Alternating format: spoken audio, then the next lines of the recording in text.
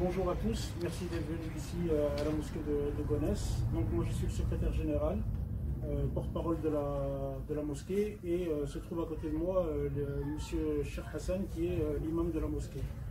Donc tout d'abord je tiens à lire un communiqué qui émane de l'association, et je vais vous lire. Donc l'association musulmane de Gonesse, qui comprend la mosquée de la ville et le centre culturel, fait part de sa profonde douleur à la suite de l'acte abject perpétré par un individu isolé, qui a enlevé la vie à des personnes innocentes et provoquant le chaos et la souffrance dans la vie de ces familles qui ont perdu un proche ou un parent. La mosquée et ses responsables rejettent complètement les informations qui peuvent faire croire que cet individu était infidèle, qui aurait pu adhérer au message de fraternité et d'unité et de paix que nous véhiculons. Car, à la lumière des informations récentes, ce serait plus un intrus parmi les fidèles qui viennent pratiquer leur religion dans la paix et le respect de chacun. Comme tout lieu de culte ici, l'accès est libre à tout à chacun et les prêches dispensés font la promotion de la pratique du culte et de l'ouverture vers les autres, et non du sectarisme ou de la haine de l'autre. L'association musulmane de Gonesse n'a jamais toléré par le passé et ne tolérera pas dans le futur un discours qui incite à la haine, à la violence ou au rejet de l'autre. Nous condamnons ainsi le repli des personnes sur eux-mêmes dans la pratique de leur culte. L'association offre aux musulmans de la ville de tous âges de venir pratiquer leur religion dans des conditions dignes et assurément a permis à certains d'échapper à une potentielle emprise dangereuse qui aurait pu naître d'une pratique isolée ou erronée et dispensée par des pseudo-détenteurs de vérités improvisées. C'est pour ne pas tomber dans ces dérives extrêmes que s'est constituée cette association dans le respect des lois de la République à laquelle nous appartenons, et en aucun cas pour garder en son sein ou cacher ou dissimuler les comportements interdits et contraires à la loi et aux valeurs qui sont celles de l'islam et son respect de la vie, qui est sacré comme dans toutes les religions que notre République connaît sur son territoire. Il est regrettable que certains partis politiques fassent de ce drame ignoble un parallèle nauséabond pour leur propre compte afin d'exister sur la tristesse nationale qui nous frappe tous depuis.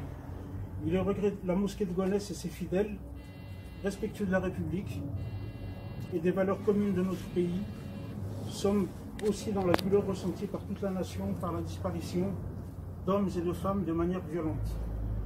Cette ignominie a touché tous les Français de quelque origine ou religion que ce soit, et nous souhaitons que la solidarité nationale aide ces familles endeuillées auxquelles la communauté musulmane souhaite humblement s'associer à leur peine. Voici le communiqué que j'avais à faire. Donc, si vous avez des questions concernant l'association, je suis là pour répondre. Si vous avez des questions concernant le culte, vous vous adresserez à l'imam Cheikh Hassan qui est à vos côtés. Est-ce que juste vous pouvez appeler votre prénom et votre nom, s'il vous plaît? Alors moi je m'appelle Samlali Youssef. Vous pouvez l'appeler, s'il vous plaît? Alors Youssef, il a connu les SEF, Samlali, S-A-M-L-A. Vous avez des questions? Vous dites que la personne incriminée n'était pas effectivement un fidèle récent. Est-ce que vous avez un mot là-dessus? C'est-à-dire c'était pas quelqu'un qui venait régulièrement, c'est ça? Alors je dis pas dans le communiqué, quand vous aurez l'occasion de le réécouter, je ne dis pas que c'est un fidèle récent. Je dis que ici, il n'était pas connu, en tout cas de moi, je ne le connaissais pas personnellement. Et ce n'était pas quelqu'un qui avait une pratique assidue au sens où on le voyait tous les jours venir ici et pour pratiquer. Excusez-moi, non. Excusez-moi, qu'est-ce qu'il fait? Oui, s'il te plaît, écoutez-moi. Il faut rétablir le vérité. Présente-toi d'abord, ce serait plus. Moi, je m'appelle Abdelaziz. Je me présente en tant que fidèle de la mosquée comme tout un chacun. C'est une personne qui fréquente la mosquée de manière régulière. J'ai toujours vu à toutes les prières du matin, quelle que soit l'horaire, parce que nos prières du matin, on appelle ça la plage, peut se faire de 4h jusqu'à 5h. J'ai toujours vu. Je l'ai vu régulièrement le soir. Non seulement c'est un frère en islam, mais aussi c'est un ami. Vous le connaissez de oui, c'est un ami. Bien. D'abord, par rapport au drame qui s'est passé, moi, franchement, c'est une grande douleur.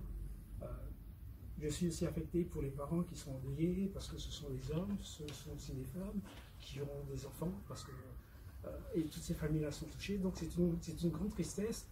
Et donc je présente des condoléances à ces familles-là. Je suis aussi doublement touché parce que c'est un frère islam, c'est un ami, c'est quelqu'un qui fréquente la mosquée de manière régulière. Donc c'est sur ce point-là que je voudrais faire une rectification. Depuis combien de temps il fréquentait Ben écoutez, ça fait à peu près, on va dire, 5 ans qu'il fréquente cette mosquée. Il avait commencé par fréquenter, on va dire, pas de manière trop assidue, parce que ça c'était tout simplement par rapport à ses obligations qui lui empêchaient de fréquenter la mosquée régulière.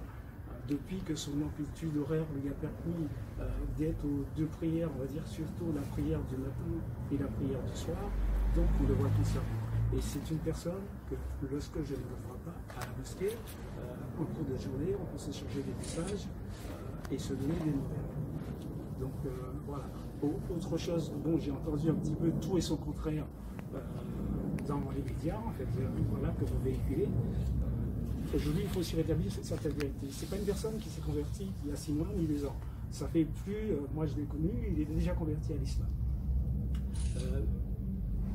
Il y a aussi ce que j'ai entendu dans le volet judiciaire, que c'est une personne qui fréquente des réseaux islamiques par rapport à l'accusation qui a été portée. Je dis, si lui était accusé de ça, aujourd'hui aussi on va m'accuser de ça, parce qu'en fait, je ris énormément. C'est personne qui est loin qui est vraiment à l'opposé de ses idées. C'est quelqu'un qui prend la paix, la justice, c'est quelqu'un qui est intègre, c'est quelqu'un qui est d'une honnêteté, donc c'est une personne qui véhicule les valeurs que moi je porte, et je pense que c'est ça surtout qui nous a unis. Donc c'est tout ça que je veux rétablir en tant que vérité. Autre chose qui a été négligée, et vous en tant que journaliste, votre travail doit aussi se porter sur ça. On a dit qu'il a été radicalisé. Aujourd'hui, quels sont les éléments qui vous permettent de dire qu'il a été radicalisé? Parce qu'il porte une camise? Parce qu'il porte un chéchia? Ça, ce sont des vêtements islamiques. Tous musulmans que vous allez voir ce soir qui vont venir à la mosquée, il y en a qui vont venir en djinn, mais le vêtement de musulman, il fait sa prière en djellab. Si c'est cet élément qui permet de dire qu'il est radicalisé, donc aujourd'hui, je pense que vous allez mettre toute la France sous cloche. Et les prisons en France, il n'y aura pas suffisamment de place. Et selon vous, avec quelle pratique de la religion alors? Une pratique simple, comme l'islam nous le demande. Voilà. Tuer les gens, c'était pas du tout. Vous avez dit que c'est un ami, oui, et vous a jamais parlé de son travail. Je vais apporter encore un deuxième, merci. Un deuxième point. C'est que lui et moi, on a beaucoup échangé, et il y a un moment donné, on va dire à 2 reprises, deux reprises, où il m'a réellement parlé des difficultés qu'il rencontrait dans son domaine professionnel. Le dernier en date, c'était au mois de juillet. Et là aussi, ce côté-là, on néglige ce côté. Au mois de juillet, il est venu me voir, il avait l'air un peu défait, le visage fatigué. Je lui ai demandé qu'est-ce qui ne va pas, qu'est-ce qui se passe. Il m'a dit oui, j'ai dit c'est la maison. Il m'a dit non, j'ai dit mais alors qu'est-ce qui se passe? Il me dit écoute, c'est mon travail. Je dis qu'est-ce qui se passe au travail? Il me dit comme je t'avais déjà parlé de ça, à plusieurs reprises, moi je cherche à avoir une promotion et je sens que cette promotion, je ne l'aurai jamais. Je lui dis, mais écoute, alors vas-y, on en parle, on commence à discuter. Il me dit, dans mon travail, on ne me prend pas au sérieux. On ne m'a jamais reproché sur la qualité de mon travail, mais le fait que je sois handicapé, on ne me prend pas trop au sérieux. Et ça me, enfin, je reprends ces propos, et ça me démange. Je dis, écoute, franchement, il fallait une promotion dans une vie professionnelle, c'est pas une fin en soi, donc j'ai essayé de minimiser les choses. Il me dit, non, franchement, j'ai envie de cette promotion parce qu'en fait, mon travail, je suis passionné, je sais qu'il est passionné par ce qu'il fait, parce qu'il m'en parlait par l'informatique, franchement, c'est son domaine. Il m'a dit, mais vraiment, au travail, je ne suis pas bien parce que j'ai envie de cette promotion et les personnes qui sont arrivées après moi dans ce service ont été promues par moi.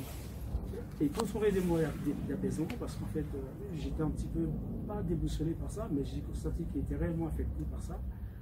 Je lui ai dit, écoute, tu m'as parlé de 2 projets que tu as. Un projet, on va dire 2 projets personnels.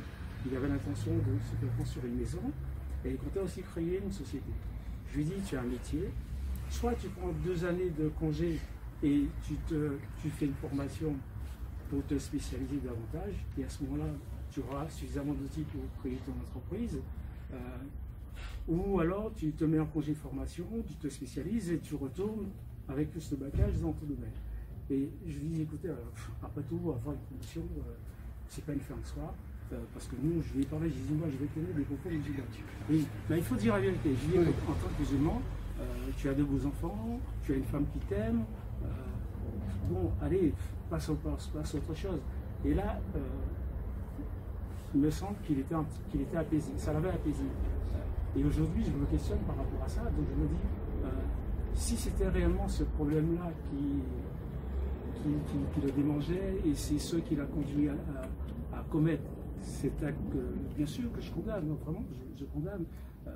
Il serait peut-être intéressant pour le côté judiciaire de chercher aussi, de creuser un petit peu pour savoir exactement ce qui s'est passé. Parce qu'en fait, moi je suis dans l'incompréhension parce que c'est pas la personne que je connais.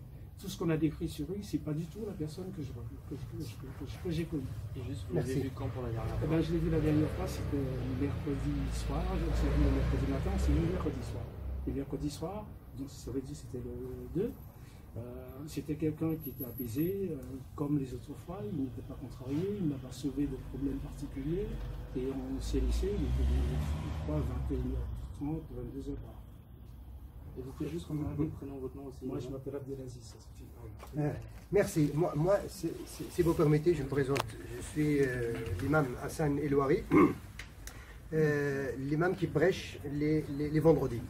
Et le discours principal de la mosquée et le prêche adopté par, si on peut dire le discours adopté par la société, l'association, c'est à travers le vendredi. Ça, c'est ce qui est très important à savoir. Alors, je tiens à détailler une chose qui est très importante, que les points soulevés par notre frère Abdelaziz, c'est des éléments en faveur de l'association et de la mosquée et de l'imam. Ces éléments, ils sont de nos côtés, de nos femmes. Pourquoi? Parce qu'il raconte quelqu'un qui fréquente la mosquée. Personnellement, je viens que les vendredis, la plupart du temps, parce que je n'habite pas à Gonesse. Et le fait que, comment dirais-je, malheureusement, comment il s'appelle déjà? Non, l'assaillant. Hein? Non, je ne cherche pas Tariq, je cherche son nom et son prénom. Voilà, c'est Michael H. Hein, je ne le connais pas. Michael H, maintenant les médias le connaissent. Personnellement, je ne le connais pas. J'ai jamais eu l'occasion de lui serrer la main. Dès que le vendredi, je suis venu pour le prêche, j'ai fait un petit interview sur le BFM et d'autres, il y a des journaux qui ont pris mes propos. J'ai connu son visage quand ils m'ont montré sa photo. C'est là où j'ai localisé que vraiment, parfois, je le vois pendant les vendredis. C'est clair. Alors, pour ne pas comprendre qu'il y a une contradiction entre ce qu'il a dit le secrétaire, le porte-parole de l'association et ce qu'il a dit notre frère Abdelaziz, lui, il parle parce qu'à peine, c'était l'année dernière où il y avait les nouveaux, ça fait un an, et lui, même lui, il est récent dans comment dirais-je, l'association, et il ne le connaît pas, il parle des éléments récents. Alors, ce qui est important à savoir, qu'au nom de notre association, et au nom de notre mosquée, et au nom de nos fidèles, on est très touché par rapport à cet acte qui peut être jugé comme un acte lâche, et un acte indigne, et un acte qui est tout à fait opposé à nos principes, et qui est tout à fait opposé à nos activités, et qui est tout à fait opposé à ce qu'on souhaite à notre nation. C'est pour ça, on est là, on pense une pensée à tous ceux qui ont perdu un papa, une maman, un proche, un frère, une soeur. C'est quelque chose qui nous vraiment brise le cœur malheureusement quand on trouve cela. Après, il fréquente la mosquée ou il ne fréquente pas la mosquée, même s'il dort à la mosquée, ça reste son problème. On ne peut pas savoir qu'est-ce qu'il a dans sa tête et qu'est-ce qu'il a dans son cœur. À savoir, nous, la porte dans le communiqué, il est mentionné de la mosquée, il est ouverte à tout le monde. Parfois même, il peut y avoir des non-musulmans qui viennent pour regarder, pour visiter, pour écouter. Ça ne pose aucun problème. Ce qui est important à savoir, maintenant, nous on condamne fermement et on a toujours condamné. Et à savoir, moi j'ai une chaîne personnelle où je publie tous mes prêches et toutes mes interventions. Vous avez qu'à noter Imam Hassan, H-A-2-S-A-N, E-L, sans tirer loin, H-O-U-A-R-I, et vous aurez des centaines de prêches, parce que moi aussi j'ai entendu de tout et n'importe quoi dans les médias. Je suis quelqu'un qui a la discipline. J'ai un master, ça veut dire un bac plus 5 dans la théologie et la loi canonique musulmane. J'ai obtenu une licence de la théologie et la loi canonique dans la faculté Al-Qarawiyyin au Maroc et j'ai fini mon master ici et je suis à 2e année doctorant en collaboration avec la faculté de Tunisie à Zaytouna et l'Institut européen des sciences humaines. C'est à ce titre-là, la plupart de mon travail avec les associations et les bénévolats. Et je suis polyvalent parce que je peux vous dire que la plupart des mosquées de l'Île-de-France, j'en presse.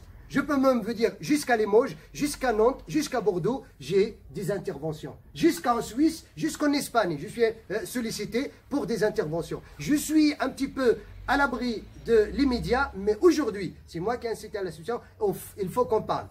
Les médias ne me connaissent pas trop. Pourquoi? Parce que la plupart du temps, je ne me mêle pas des affaires qui sont toujours répétées et tout et n'importe quoi. J'essaie de retirer. J'ai une mission de transmettre un message de l'islam qui veille sur le principe de l'islam, c'est la miséricorde. La miséricorde. Le verset 107 du chapitre les prophètes, le Coran, on ne lit que le message de l'islam, il a été envoyé qu'une miséricorde à tout l'univers. C'est ça notre message. Après, maintenant, vous avez des questions à poser, il n'y a pas de souci. L'enquête, et ils doivent faire l'enquête. Les locaux, ils sont là. Vous avez, même maintenant, si vous voulez, à fouiller tout, vous voulez, à filmer tout ce que vous voulez, on n'a rien à cacher. Après l'individu, on n'est pas à faire le travail de la police. On ne peut pas contrôler tous les gens et scanner leur tête et leur cœur, qu'est-ce qu'il y a dedans. Mais vous pouvez me reprocher que ici, il y a quelqu'un qui se radicalise ici. Là, vous pouvez me reprocher, mais avec une preuve. Et comme j'ai dit, vous avez, c'est pas dit des prêches, il a fait 3. Je vous ai dit des années de prêches, ils sont sur YouTube, sur ma chaîne. Et après, si vous avez des questions, il n'y a pas de souci, j'ai éclairci ces points. Est-ce que depuis jeudi, il y a des fidèles justement qui viennent vous voir? Est-ce qu'ils vous ont raconté de l'avoir rencontré? Est-ce qu'il était assez isolé? Est-ce qu'on vous a décrit justement cet homme Non, pas du tout. Je me suis entretenu avec l'association pour que je puisse définir l'individu, mais non. Comment dirais-je, je peux vous dire tout simplement, tous ceux qui m'ont contacté, depuis vendredi, mon téléphone n'arrête pas de sonner, parce qu'il y a pas mal des imams qui m'ont contacté, il y a pas mal de responsables qui m'ont contacté pour essayer de connaître. Mais en général, les musulmans, les fidèles de la mosquée qu'on connaît directement, ils sont apaisés et ils ont confiance à leur imam et à leur association. Parce que, comme il a dit, l'ami direct de l'assaillant, et il est très choqué lui-même parce que même lui qui le connaît bien, il n'a jamais remarqué sa radicalisation. Alors tout simplement, je peux vous dire, il y a pour moi tout celui qui arrive et a le courage à passer à un tel acte, pour moi, il y a une des deux choses. Il n'y a pas de la troisième. Soit il est malade mentalement pour qu'il puisse avoir le courage d'égorger les gens, ou bien il est doctriné par des idées qui le dépasse. Tout simplement. Un homme normal, et plutôt un musulman normal qui connaît la moindre des choses de sa religion, il ne peut pas faire du mal à une mouche au lieu d'égorger quoi que ce soit. Soit c'est quelqu'un qui entend des voix qui vient du paradis selon son monde, ou bien quelqu'un qui est malade mentalement. Alors nous, ce n'est pas à nous de savoir est-ce qu'il est malade, ce n'est pas à nous de savoir la doctrine derrière lui. Mais la doctrine de notre mosquée, de notre association, c'est la doctrine de paix, de l'ouverture sur l'autre. On a une bonne relation avec la municipalité, avec la préfecture comment dirais-je, du Val d'Oise. On n'a rien à se reprocher. Alors vous avez dit que vous ne le connaissiez que de vue. Quand est-ce que vous l'avez vu justement pour la dernière fois? Je peux vous dire que peut-être la dernière fois, à mémoire courte, avant les vacances de l'été, à savoir à 2 ou 3 mois. Je n'ai pas à part, n'oubliez pas que la mosquée est un grand projet à construire parce que tellement qu'il y a, je peux vous dire peut-être il y a plus de 1000 personnes qui viennent. Vous voyez, moi à peine je vois parfois s'il est ici dans cette salle, moi je prie sur le ventre, je ne vois pas tout. Il y a 2 tiers des fidèles qui prient à l'abri de mes yeux. 2 tiers des fidèles qui prient dans, comment dirais-je, les salles là-haut et derrière, et même parfois dans la rue, malheureusement. Malheureusement, parce qu'on ne peut pas les empêcher. Quand la mosquée est pleine, malheureusement, il y a qui ramène son tapis, on ne peut pas le pousser. On le dit toujours, c'est interdit, mais il faut savoir, il y a des choses qui sont plus fortes que nous. Mais à titre personnel, vraiment, ça fait, je peux dire, plus de 5-6 mois, je ne l'ai pas localisé ici à la mosquée.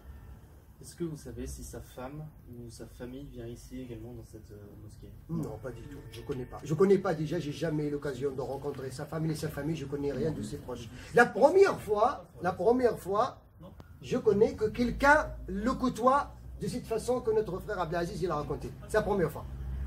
J'ai jamais connu. Parce que, comme je dis, pour moi, c'est vraiment... Si c'est quelqu'un que je connais, croyez-moi, en appliquant les principes de notre religion, je connais quelqu'un, même s'il appartient à l'association, avec des idées de radicalisation, je serai le premier à le dénoncer. Je serai le premier à le dénoncer. Pourquoi? Parce que nous, notre principe, il y a une tradition prophétique qui nous dit tu dois soutenir ton frère, qu'il soit juste ou injuste.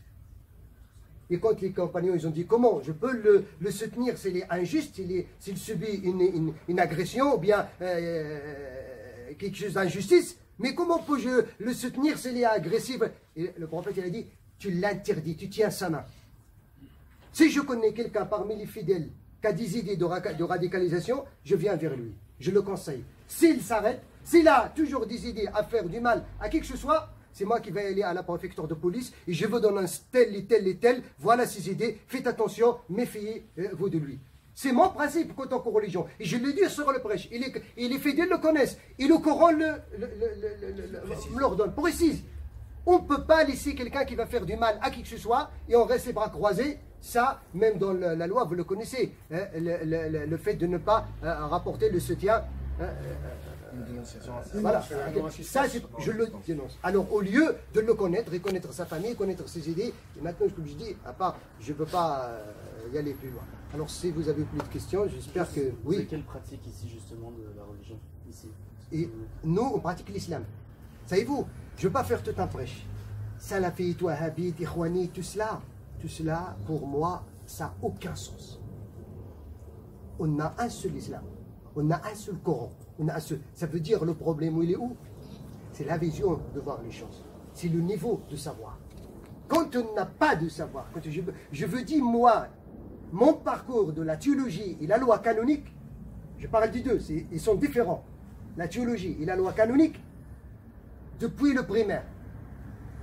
Depuis le primaire, c'est ma discipline. Jusqu'à aujourd'hui, c'est ma discipline. Aujourd'hui, pourquoi moi, malheureusement, quand j'ai fait l'interview le vendredi dernier, il y a un parmi vos collègues, X, je ne sais pas, je ne veux pas citer, il a fait un grand titre, hein, et il a un petit peu déformé mes propos. Moi, je suis parmi ceux qui interdit à offrir un Coran traduit en français à un nouveau musulman, ou bien à un musulman d'origine qui vient vers l'islam, vers la pratique. Savez-vous pourquoi? Parce qu'on ne peut pas comprendre le texte dans le Coran sans l'exégèse, sans la traduction, sans le contexte. On peut prendre un verset et on le sort de son contexte, on peut faire des dégâts. Parce que les textes, c'est quand vous prenez un malade, hein, il a une maladie, vous lui donnez un bouquin de la médecine et vous lui dites soignez-vous. Je ne peux pas donner à un nouveau musulman le Coran, parce que le Coran, c'est pas n'importe qui. Même ceux qui lisent l'arabe, ils ne peuvent pas comprendre le Coran. Sinon, tout le monde va devenir imam. Ça veut dire quoi, imam? Malheureusement, aujourd'hui, le titre imam, les gens ne le comprennent pas. L'imam, c'est une discipline. L'imam, c'est au moins, je dis, le minimum de celui qui va avoir un titre d'imam, il doit y avoir une licence d'études canoniques et théologiques et de la religion. Non, il faut qu'on sait ce qu'on dit. J'interdis d'offrir le Coran comme ça, sec, à quelqu'un qui ne comprend pas, qui n'a pas de science religieuse. C'est ça la différence, elle est là. Pourquoi tel se prétend salafi, tel se prétend frère, tel se prétend... C'est un problème. Moi, j'ai un Coran, j'ai un prophète, j'ai une étude, j'ai des moyens à comprendre et le message, sinon on va, même le contrat, le Coran il va se contredire. Si on dit que le Coran incite à la haine, et tantôt le Coran incite à la fraternité, et tantôt le Coran incite à la générosité, alors on va prendre quoi dans le Coran? C'est là où il y a le problème, elle est là. C'est pour ça, nous on n'est pas ni salafites, ni frères musulmans, ni que ce soit, on est des musulmans, tout court. Vous êtes imam ici depuis combien de temps? Depuis 5 ans maintenant. Et il y a combien d'imams ici alors? Il y a l'imam qui fait les 5 prières quotidiens, qui est tout le temps, presque tout le temps là, à part un jour de congé, je ne sais pas, l'essentiel. Mais j'insiste, l'imam il fait les 5 prières. Mais la parole principale tenue par l'association et l'engagement avec l'association que j'ai, c'est le vendredi. Parce que c'est le vendredi où il y a plus de fidèles, où l'association se base pour transmettre son message. Et l'association, quand ils m'ont appelé pour prêcher, ils ne m'ont pas appelé parce que je m'appelle X, ils m'ont appelé parce qu'ils connaissent mon parcours, ils m'ont entendu ailleurs, ils ont connu mes activités, et c'est pour cela qu'ils m'ont appelé pour assurer cette mission qui est certainement très lourde, et c'est pour ça que je suis de leur côté, et je les connais moi aussi, et c'est pour ça moi-même, je dis toujours à l'association, faites attention, si vous allez appeler quelqu'un à mon absence, vous assumez que quelqu'un doit être quelqu'un de science et quelqu'un qui prêche toujours le même discours que je prêche. Ça veut dire que les autres jours de la semaine, les imams qui étaient là, ils sont dans la même ligne que vous? Certainement, sans doute. S'ils n'étaient pas sur la même ligne que vous, je ne peux pas partager ce cours avec eux. Tout court. Je ne peux pas venir à une mosquée ou un autre discours qui contredit le mien, et je suis sûr et certain que l'association ne tolérerait jamais qu'il y aura plusieurs discours au sein de la mosquée. C'est pas possible. C'est pas possible, sinon on va se contredire. Si je viens, je dis c'est illicite, il y a un autre qui va venir, c'est licite. Alors les fidèles, ça... Et selon bien. certaines informations, il y avait un imam ici en 2017 qui aurait pu permettre cette radicalisation. Non, je ne crois pas. Ça je confirme que ce n'est pas le cas. Moi, je ne connais pas de quoi vous parlez. Peut-être l'association est ce qu'il connaît. J'en sais rien du tout. C'est moi qui prêche toujours les vendredis ici depuis 5 ans. Avant 5 ans, la personne, je le connais un petit peu, celui qui prêche, mais il est beaucoup plus tolérant que moi, mais je ne crois pas. Maintenant, les médias ils disent, même moi, je parle de tout et n'importe quoi parce qu'ils chassent les trucs, machin, mais ils ont dit que j'étais chassé dans une mosquée où j'ai jamais mis les pieds. J'ai entendu quelqu'un qui parlait dans les médias, il a dit que, soi-disant, l'imam de Gonesse, il a été chassé dans une mosquée parce que son discours est X et la mosquée de Gonesse l'a recruté. La mosquée dont il parle, je ne vais pas la citer, j'ai jamais mis les pieds. C'est presque peut-être la seule mosquée de l'Île-de-France dont j'ai jamais mis les pieds. Et le problème, vous avez aussi une mission qui est très importante en tant que média. Je vous rends hommage, mais faites attention, s'il vous plaît, transmettez le message tel qu'il est. Et juste une dernière question, est-ce que depuis que vous êtes en poste ici depuis 5 ans, vous avez déjà été confronté à des fidèles ou des personnes qui s'avèrent être extrêmes? Jamais. C'est pour ça que je vous dis, si jamais je suis fréquenté à cette situation, je veux l'arrêter, je veux la stopper. Je veux la dénoncer carrément. Jamais, jamais ici, tous les fidèles que je connais, que je côtoie, qui entendent mon prêche, jamais ils ont donné de signes de radicalisation ou de signes, ne serait-ce que de traiter notre pays et notre République d'une façon qui n'est pas tolérée. Sinon, je serai parmi ceux qui vont la dénoncer. Merci. On va pas. Question pour l'association. Du coup, vous confirmez, quels que soient les imams qui viennent ici, ils ont le même discours, à peu près homogène en termes idéologiques, hein, c'est bien ça? Oui, alors, déjà, en tant que secrétaire général donc, et membre dirigeant de cette association, on va remettre les choses dans leur temporalité.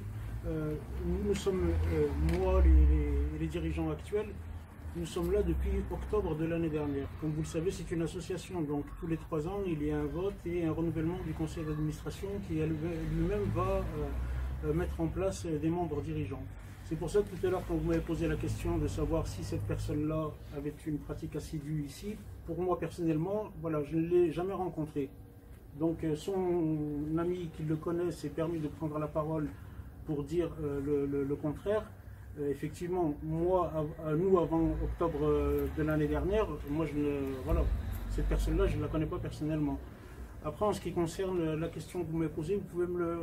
Est-ce que les prêches, quel que soit l'imam qui vient, sont les mêmes dans tout au long de la semaine? C'est la même théorie de l'islam qui est... Oui, moi je ne suis pas un spécialiste en théologie, mais les prêches qui sont dispensés ici, ce sont des prêches qui vont parler de paix, de fraternité, d'une pratique de l'islam ouverte. Donc je reprends un peu les propos de l'imam qui est ici en notre présence, mais je vous confirme que pour ma part, il n'y a pas de discours tendant à radicaliser une ou des personnes au sein de cette structure. C'est impensable. On reçoit ici des jeunes, qui sont de temps en temps, peut-être même sûrement en difficulté, qui n'ont pas d'emploi, ou des gens qui sont un petit peu fragiles, on va dire. Et ils viennent ici pour trouver justement quelque chose qui les apaise. Et c'est notre rôle à nous d'essayer justement de leur donner cet apaisement. Donc de là à dire de la radicalisation, en plus sur la ville de Gonesse, il n'y a pas de cas de gens qui a été radicalisé et qui a fait les feux de l'actualité. Je pense que dans les archives des médias, il n'y a pas de gens qui sortent de Gonesse et qui a été quelqu'un radicalisé ou qui se retrouvait devant les feux des médias, en tout cas de ce qu'on en sait nous. Donc comme je vous le répète, ici on dispense uniquement la paix, la fraternité, de manière à ce qu'il n'y ait pas d'ambiguïté. La personne qui venait ici, moi je ne la connaissais pas personnellement. Je reprends les propos de l'imam en disant que si nous avions eu ou vu ou su que cette personne allait déraper ou avait des propos incohérents par rapport à la ligne qui est celle de cette association dans l'enseignement du culte islamique, nous l'aurions dénoncé. Il est pas concevable que nous puissions avoir connaissance de ça, de savoir qu'une personne aurait le dessein d'aller décimer d'autres êtres humains comme lui, et que nous restions comme ça sans aucune action. C'est impossible. Je suis père de famille, la plupart des gens qui viennent ici aussi le sont. Ceux qui ne le sont pas, ben, la première des choses, ce sont des êtres humains. Donc non, c'est pas possible. C'est pas possible. Merci. C'est pas possible. Bien. Merci à vous. Merci beaucoup d'être venu. Merci aussi de transmettre le message. Merci à vous. Bon courage.